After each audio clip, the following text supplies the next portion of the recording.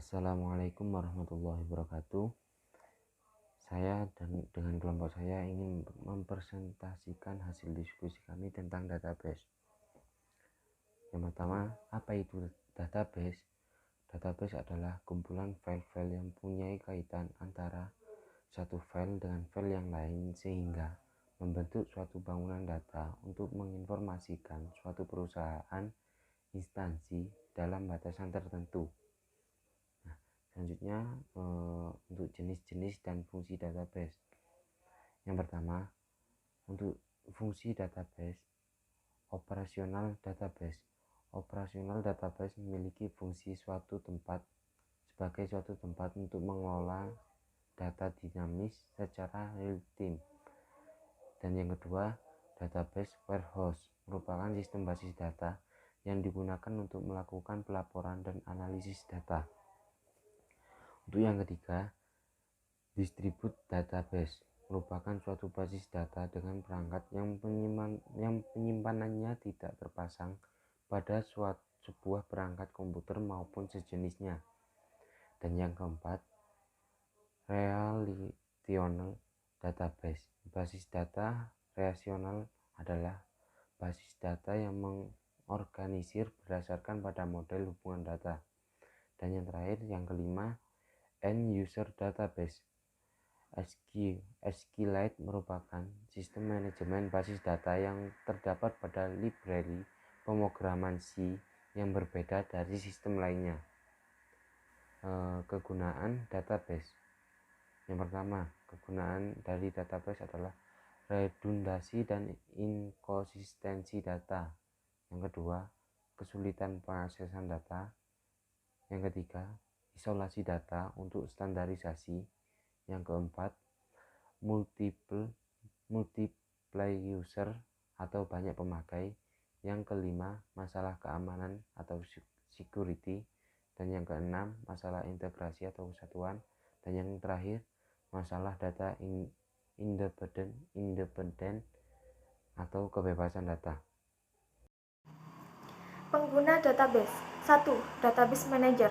Database Manager adalah satu modul program yang menyediakan interface antara penyimpanan data low level dengan database dengan satu aplikasi program dan query yang disajikan ke sistem. Tugas dan tanggung jawab Database Manager adalah 1. Interaksi dengan manager file. 2. Integrity enforcement atau integritas. 3. Security enforcement atau keamanan. 4. Backup dan recovery. 5. Concurrency control. 2. Database administrator. Database administrator adalah orang yang mempunyai kekuasaan sebagai pusat pengontrolan terhadap seluruh sistem, baik data maupun program yang mengakses data. Fungsi database administrator adalah 1. Mendefinisi pola struktur database. 2. Mendefinisikan pola struktur penyimpanan dan metode akses. 3. Mampu memodifikasi pola dan organisasi pihak. 4. Memberikan kekuasaan kepada user untuk mengakses data. 5. Menspesifikasikan keharusan atau paksaan integritas data. 3. Database user. Satu tujuan utama dari sistem database adalah menciptakan suasana bagaimana informasi dibaca dan data baru disimpan dalam database. Ada 4 macam pemakai database yang berbeda keperluan dan cara aksesnya, yaitu 1.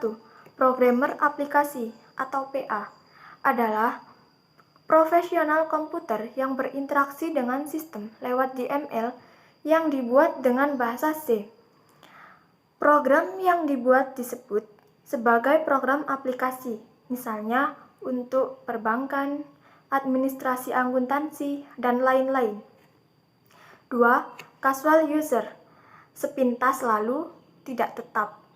Pemakai yang telah berpengalaman berinteraksi dengan sistem tanpa menulis program, tetapi memakai bahasa query. 3. Naive user.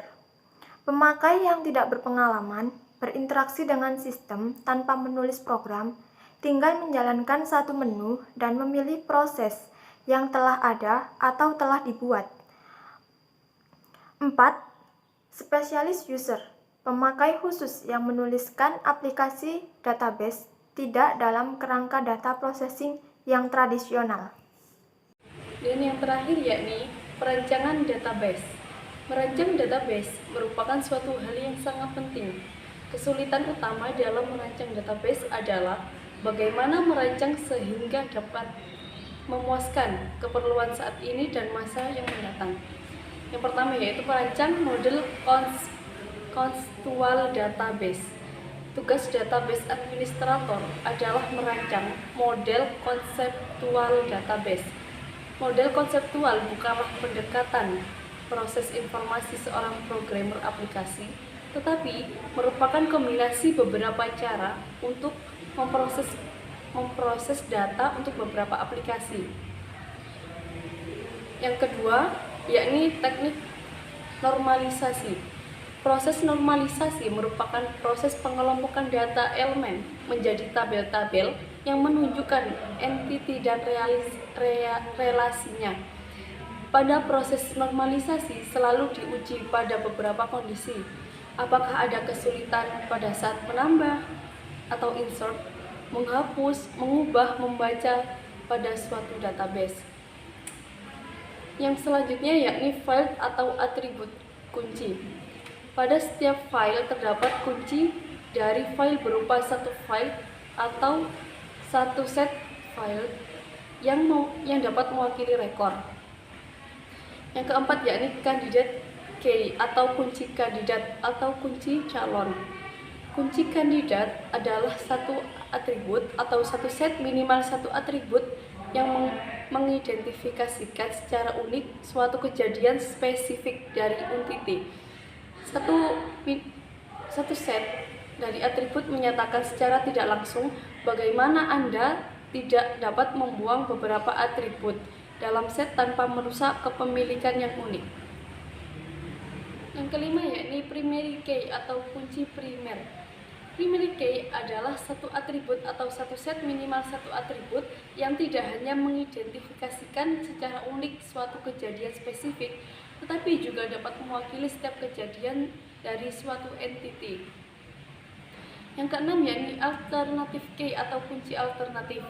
Kunci alternatif adalah kunci kandidat yang tidak dipakai sebagai primary key. Kerap kali kunci alternatif dapat dipakai sebagai kunci pengurutan dalam laporan.